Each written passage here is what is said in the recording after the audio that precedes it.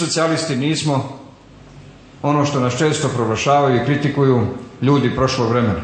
Mi zastupamo moderne socijalističke ideje koje sam malo prije objasnio. Mi smo otvoreni za saradnju sa svima. Kao što vidite, mi jako puno sarađujemo i pomažemo i usmjeravamo narod da razvija i duhovne i upražnjava i duhovne potrebe. Sarađujemo sa našom Srpskom pravoslavnom crkvom i vrlo sam ponosan na činjenicu da su brojni socijalisti, predsjednici građevinskih odbora gdje grade ili rekonstruišu postojeće crkve, gdje sa građanima prikupljaju priloge i kao duhovni ljudi žele da unaprijede taj segment života u svojoj lokalnoj zajednici. Mi to želimo i ovdje u Novom Gradu i želimo na svakom drugom mjestu.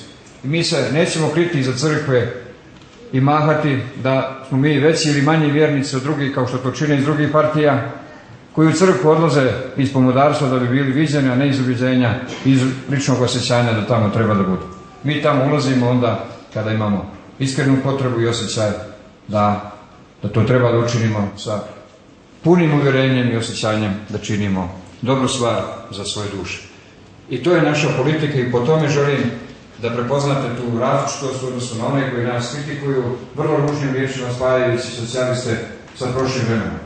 A mi, još jednom želim da im kažem, poručujemo, mi se nikada svega ono što je bilo dobro u prošlosti socijalisti i komunista nećemo odreći. A ono što nije bilo dobro u praksi nećemo ponavljati, niti dopustiti drugima da ponavljaju. A vjerujte da ih ima.